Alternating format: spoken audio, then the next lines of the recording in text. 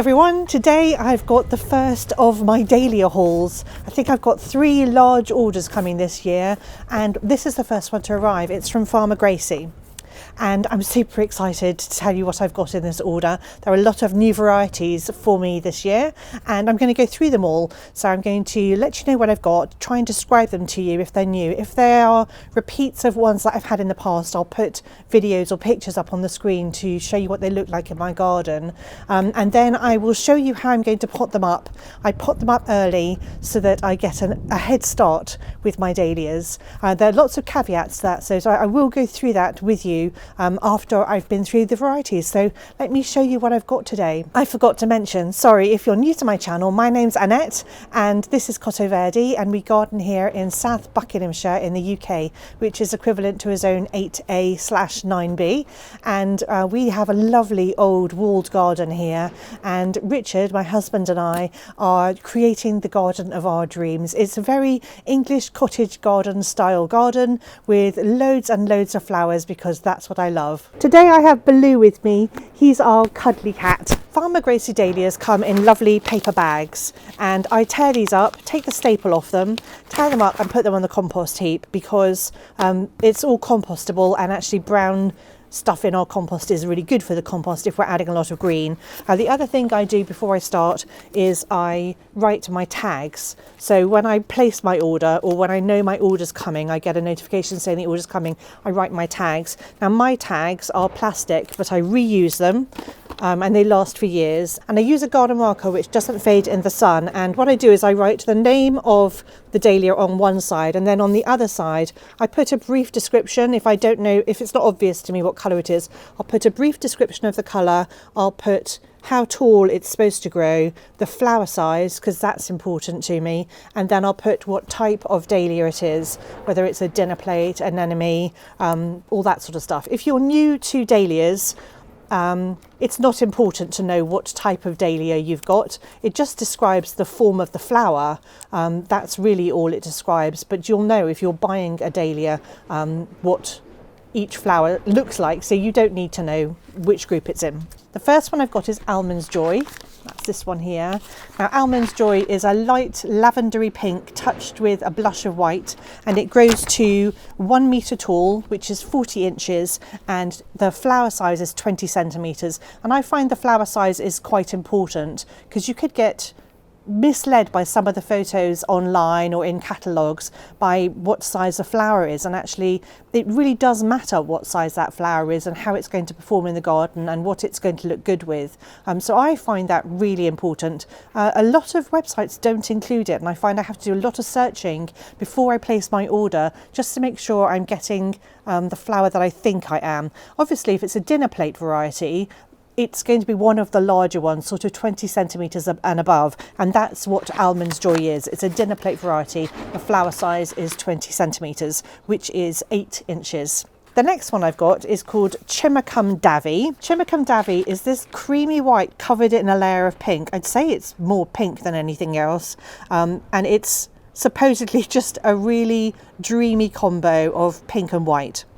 It's going to grow to 80 centimetres tall, which is actually fairly short for a dahlia, and I would put an 80 centimetre dahlia at the front of my border. That's what I found in the past. 80 centimetre dahlias, that's about just 1 3/4. What is that? That's 32 inches. So that is also a good size dahlia for a pot if you want a container, a dahlia in a container. Anything that's 80 centimetres or less I think looks good in a pot. I'm not growing dahlias in pots anymore. I've made a decision about that. So I have found in the past that unless I'm feeding them every single week, they just don't perform well for me, and I don't have time to stay on top of that. The garden's too big. So that's not to say you shouldn't grow in pots. You definitely can grow dahlias in pots. They just need a bit more care, I find, in order to perform well, whereas in my borders dahlias tend to perform better. The flower size on Chimacum Davy is 7 centimetres, 3 inches. Then I'm growing Cranberry Classic, which is an informal decorative type of dahlia, and it's got cranberry on the undersides and at the centre of the flower, and then the top of the petals are lilac-y coloured, and so it's one of these sort of two-tone dahlias, and I'm very drawn to those. I really like them. I think they stand out and they just add a bit of something that you don't find in a lot of other flowers. This one is going to grow to 1.1 metres, 43 inches, and the flower size is 12 centimetres, which is very average for a dahlia. Somewhere between 8 and 12 centimetres is quite normal. That's about 5 inches, by the way. Then I'm growing Happy Butterfly, which I have had before in my garden, and I'll put a video up of Happy Butterfly. I've got some more Happy Butterfly because the ones I had last year didn't perform particularly well, so I'm uncertain how they're going to perform this year, and I wanted to make sure I have some because I love it. So Happy Butterfly is this gorgeous sort of creamy yellow with flashes of maroon or purple, and it's ever so pretty. The Happy Butterfly grows to 1 metre tall, 40 inches, and the flower size is 10 centimetres or 4 inches. And it's a water lily type of dahlia. Next one I've got is High Fidelity. I've just got one of these tubers because I have High Fidelity in my garden already, but I only had one. And I don't know, some dahlias, when you grow them and you dig them up, they actually don't have very big tubers underneath, so they may just grow like a tight ball of tubers. You may not be able to divide them very easily. So because it was new to me last year and I really loved it, I ordered another tuber so that I can grow my stock. Hopefully I will be able to divide them in years to come. I haven't unwrapped this year's load of dahlias that are in storage, so I'll find out more when I come to High Fidelity whether or not I can divide it, but I've got another one as a standby. So High Fidelity is another one of these two-tone dahlias, so it's got apricot on the top and then red on the undersides. It's not a very tall dahlia, so it is another 80 centimetre dahlia, 32 inches. The flower size is 12 centimetres, 4.5 inches. Next one I've got is Kickoff. That feels like a very small tuber. So Kickoff has got sort of sunset tones, so it's got hues of salmony pink, coppery orange, a bit of apricot. It's got all the sunset colours in it, and it's going to grow to 1.2 metres, so nice and tall. That's like 4 foot, and the flower size is 10 centimetres, 4 inches. The next one I've got is La Belle Epoque, which I've had before. Again, that feels like quite a small dahlia. I don't know how Farmer Gracie have done this year, so we'll see how those tubers are when I open some of the packets. La Belle Epoque is a lovely, cool candy pink with flashes of gold in it. It's a little bit dusky, it's really pretty, and I've got 3 of those tubers, so I'm quite excited, and it's going to grow to 90 centimetres, which is very average for dahlias. A lot of them grow to 90 centimetres, 36 inches, and the flower size is 5.5 inches, which is 14 centimetres. I'm quite excited about the next one. It's Lavender Perfection. So guess what colour that is? It's lavender. It's going to grow to 1.1 metres, which is 43 inches, and the flower size is 20 centimetres, which is 8 inches. So again, this is another dinner plate dahlia. Apparently it's a lovely old heirloom variety. Then I've got Maldini, which I am very excited about. It is magenta, neon pink, and the tip of each petal has got this flash of white on it. So that's Maldini. I am super excited. I've got 3 of these tubers, and it's going to grow to 80 centimetres. So again, another one for the front of a border, but I think it's going to make a real splash. The flower size is 10 centimetres, so 4 inches. Then I'm growing Mondrian. I haven't grown Mondrian before, but I have seen it many times, and I've finally capitulated this year and I've ordered Mondrian. Mondrian is this semi-double flower in a really soft shade of lemon cream with flashes of pink in it, and it's going to grow to 80 centimetres, another short one, 32 inches, and the flower size is 10 centimetres, so 4 inches. The next one I've got is another sunset one. I've got Negroni Sunset. This one is the darkest raspberry at the centre, and then it fades to peachy plum tones. Absolutely gorgeous. This one is going to grow to 1 metre tall, 39 inches. Flower size is 10 centimetres, 4 inches. Then we have a lovely ball dahlia, which is pink silk, and this is a lovely delicate pinky colour. It's going to grow to 80 centimetres, 32 inches. The flower size is 10 centimetres, 4 inches. The next one I've got is Pink Suffusion. This is a solid, vibrant pink laced with gold at the base, and it's going to grow to 90 centimetres, 3 foot tall, and the flower size is 10 centimetres or 4 inches. Then I have Purple Haze. I am so excited about Purple Haze. It's going to grow to 70 centimetres, so really it's the shortest one I've ordered.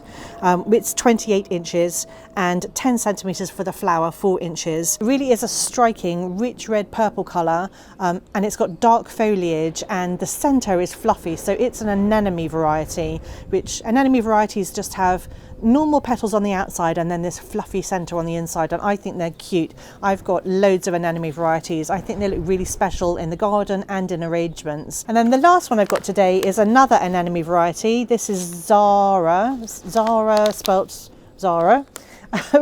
And this one has got a creamy centre to it with crisp white petals on the outside, and it grows to 90 centimetres tall, 36 inches, and the flower size is 10 centimetres, 4 inches. So that is all the dahlias that I'm growing today, and now I'm going to show you what the tubers look like and how I'm going to pot them up, and then what I'm going to do with them to bring them on early. So what I do want to say is you don't have to bring your tubers on early. If you want to wait till after your last frost and then plant them in your borders, that is absolutely fine. They will flower for you. When we bring them on early, that's literally what we're doing. We're trying to get them to flower sooner. Now we have a wedding celebration in our garden this year in July, so I don't want to wait till August for my dahlias. I want to plant them up now, and then I can put them out in my garden as soon as we've had our last frost, hopefully the end of April, and then hopefully I'm going to have loads of dahlia flowers for the wedding celebration in the garden and for flower arrangements in July. Can you hear the birds in the bird feeder? Maybe not above the racket, but the blue tits are going crazy in the bird feeder. Gosh, it's so cold today compared to the warmth we had last week. I've actually got 2 coats on. I am now going to pot up the dahlias, hopefully before it rains. I'm hoping it doesn't rain on me today. So I have a variety of different sized pots, and I have filled my tray up with peat-free potting compost. It's the one that I always use, and there is a link in the description below if you're interested in what I use. I love it. Out of all the peat-frees, this is the one that I've found that works the best for me. What else do I need to tell you? I'm not going to add any food or anything to it. The tubers don't need it. The tuber is sustenance itself. So I'm just going to start unwrapping and pushing them up. And if I find anything unusual, I'll show you and tell you what I do with it and how I handle it. I have got secateurs and snips and a little knife. Once I've potted them all up, I will show you how I water them and where I keep them afterwards. If you're not ready to pot up your tubers yet, don't worry about it. That's absolutely fine. So if you haven't got anywhere frost-free to keep them, you don't need to pot them up yet. You can pot them up whenever you're ready. Or, as I said before, don't pot them up and just plant them straight into your borders. First thing I'm going to do is say that not all tubers look the same, and if you just get like one little stub of a tuber, that's normally fine as long as it's got an eye.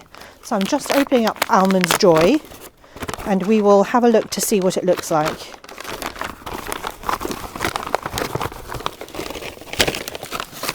If I can get it out of the bag. Okay. So this is actually what I was hoping would happen. I was hoping that we were going to get something really rough looking like this, where we've got dangly broken tubers, and it looked really hopeless because, you know, if you're new to dahlias, this is going to look really sad and hopeless, and you're going to think you've been sent something rubbish. But all you need is one of these to be attached to the crown and have an eye for the dahlia to grow. It doesn't matter how many of these there are. And what I'm going to do is get my snips, and I'm going to cut off the dangly tubers. Now the reason I don't keep anything that's this broken is because this could rot either in the pot or in the ground, and then that would spread to the crown and the rest of the dahlia. So I don't want to keep it because it's essentially on its last legs. And then I've also got another broken, very broken one here, so I'm going to cut that one off too. And then the rest of this looks fine. This one's slightly wobbly, but this will be fine. And I'm looking for an eye so I can show you what an eye looks like. But it could be that I can't see a good eye. I'm not going to show you one That looks a bit hopeless. Basically, the eyes will form. This is last year's stem. The eyes will form at the crown here. And I mean, I don't even have my glasses on, so that's not going to help, is it? There will be an eye. I trust Farmer Gracie. So I am going to plant this. Somebody asked me the other day what an eye looks like. It's like a tiny, tiny little bump, and depending on whereabouts in the season and whereabouts your tuber is in waking itself up, it may be practically invisible, or it may be already sprouting. You only need one eye in order to get a great dahlia plant. The important thing with a dahlia, especially one this size, which is smaller than my hand, is not to put it in too big a pot. If you put it in a big pot, you're going to overwater it and then it will rot. They rot easily. So you want to find a pot that is a good size for the dahlia tuber. So this one is a good size, and it doesn't matter if some of it's poking out a little, but it basically needs to almost fill the pot. It doesn't matter if it's touching the sides even, especially if you're going to be, well, you are going to be planting them out later. And then I'm just going to fill the pot. So bearing in mind, this is Almond's Joy, so it's a dinner plate dahlia, so it's going to grow something that has a flower size that's 20 centimetres. It really, you can't tell what a dahlia is going to be like from the size of the tuber that you get. Now, you don't have to fill the pot up that much. It doesn't matter if there's a tiny bit showing on the top. In fact, I quite like it because then I can see when the eyes are sprouting. So let's open Chimicum-Davy. And you don't need to wear gloves to do this, but it's freezing today, so I am.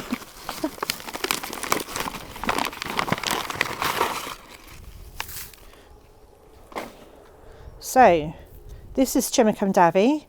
This is last year's stem. And then these are the tubers. These little wispy bits, a lot of people go to the trouble of cutting the wispy bits off. You don't need to do that. But you can if you want to, but you really don't need to. But if you want to tidy it up, see, that one is really broken, so I'm going to cut that off. I don't want anything that's that broken.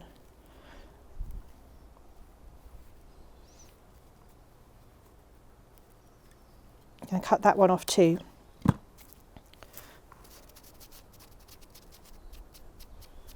Okay, so I'm going to try to show you, let me take my glove off so I can focus it. I'm going to try to show you an eye. So this little brown circular bit here, this is an eye. It's really hard to see, isn't it? But if you're ordering a tuber from somewhere reputable, they will have checked them all. They will know where the eyes are. You see that that just fits? So a bit of it's going to be sticking out, but that's absolutely fine. You don't need to worry about putting a load of compost at the bottom. That's not important either.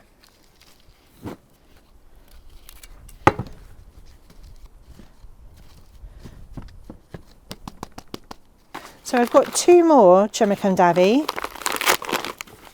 and I'm just going to show you how the tubers compare. So this one's bigger, but it doesn't make any difference. And probably by the time I've cut off the broken bits, they'll be about the same size. So this bit here, this one here, is quite wrinkled and shriveled, so it's dried up. So I'm going to take that off because, again, that's something that's a bit dead and is not going to do well in the ground. You really, if you don't want to, you don't have to chop anything off. You can just leave it. Just plant it. Can you see these bits are a bit shriveled as well? So this is not a bad tuber, this is just what happens to some of them. So I just cut them off. We don't want to put the dead shriveled bits in the pot. I don't anyway. So just because this one has got more tubers than this one doesn't mean that this is a better one. They've probably got exactly the same number of eyes at the top. So because this one's wider, I'm going to have to put it in a larger pot, which is fine. And just because it's a wider pot, you don't have to fill it up to the top.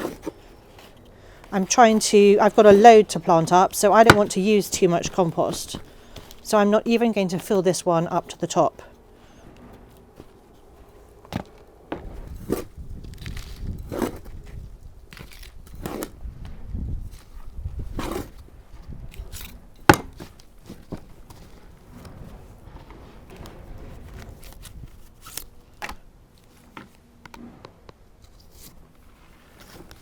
So I've got 3 cranberry classics here.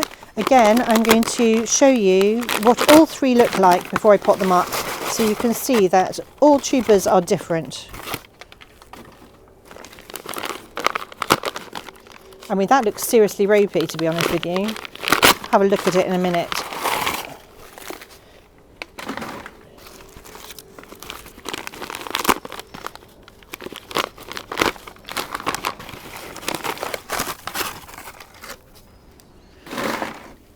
Okay, so here's one, here's another one, and here is a slightly bigger one. So they're all different, but they're all viable. So there is an eye here, just here, and I think there's another one on here.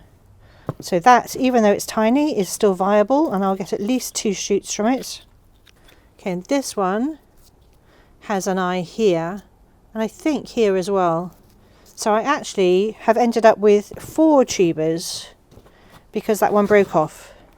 That's as much as I'm going to do. And don't worry if your tubers have been chopped in half like this and they're missing, you know, a bit of the tuber. That's fine. As long as it's dry and not soft and soggy, you can keep it. You can chop them off if you want to. You could just do that, but you don't have to.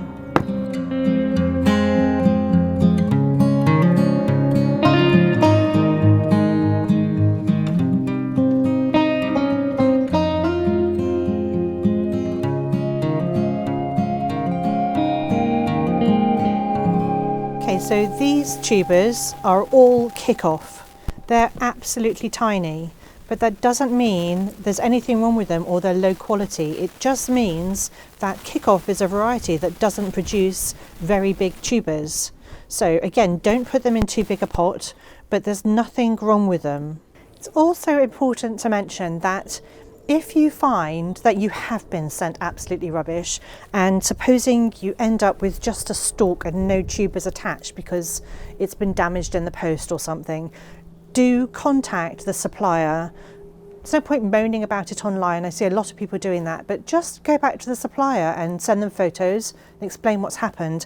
And if they've got any stock left, they'll send you another one. If they haven't, they'll probably reimburse you. I have definitely complained in the past. I've complained in the past when I've been sent the wrong dahlia. So I'll plant it up, label it, put it out in my garden, and then it produces something completely different to what I was expecting.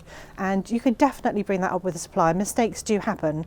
Hopefully you won't get any, but don't, you know, suffer in silence and be disappointed with dahlias. It's not worth it. There are so many dahlias out there in the world to enjoy. So these tubers of La Belle Epoque came with loads of sort of wiry, rooty bits all around them. They were completely covered, but I wanted to see what was left. So I cut them off. But if you're not confident cutting off all those tiny, stringy, dangly bits of root, then just don't cut them off, just plant them up. But I wanted to check that I had something viable underneath that big mess, and I do. These little skinny bits, they're not going to turn into tubers. They're last year's roots, and they're going to be too desiccated to form a tuber. So new tubers will grow from the main crown, and you don't need to keep any of those stringy bits of root.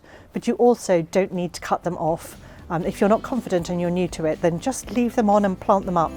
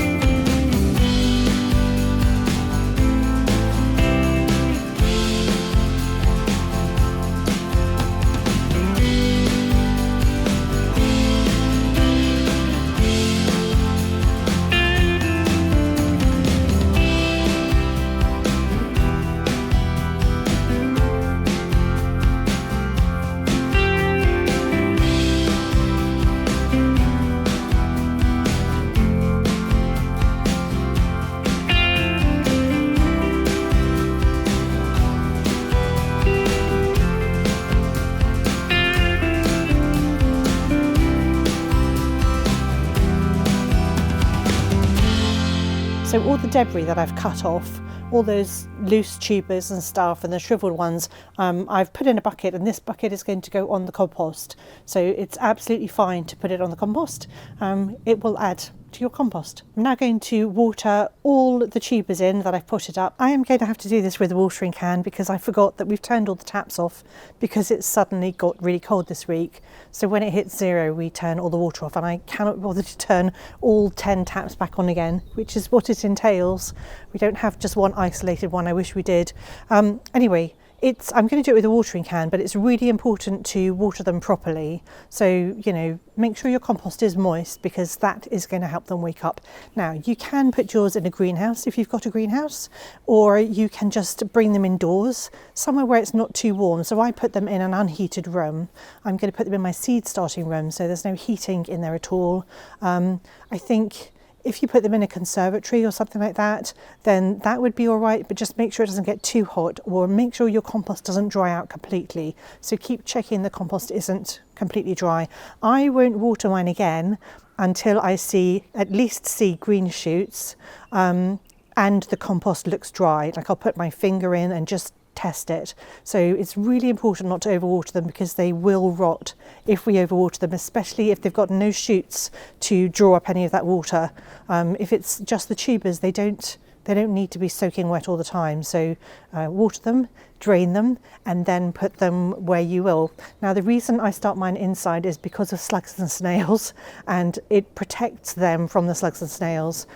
If you have a greenhouse that doesn't have too many slugs and snails, then they'll be fine to start there. But the slugs and snails really, really love the baby shoots, and they will just keep cutting it back. I also found one year that the deer got into our garden and ate all of my young plants when we were on holiday, but we now have a deer fence, so that won't happen again. But yeah, just protect the young tender shoots, because also don't leave them outside if you're going to get frost, because they will get hit by frost and that will kill those shoots. So you could put frost cloth on top, or any protection that you have, like if you've got a polytunnel or something, that will protect them. But I find it easier to start mine off inside, and I've got space to do that. I don't have a greenhouse. One day I'll have one. So this is the seed starting room. So I've got my racks of seeds on one side, and then this side I've got all my dahlia tubers that I'm starting. I've got loads more to pot up. But this is where I'm going to put the ones that I did today, along with all the others. And I double stack them until I see shoots. So I'm checking on a daily basis. I'm a dahlia mama, so I check them on a daily basis. And when I see shoots, then I move them. But I'll show you what I do with them in another video. Anyway, I really hope you've found today's video interesting, useful.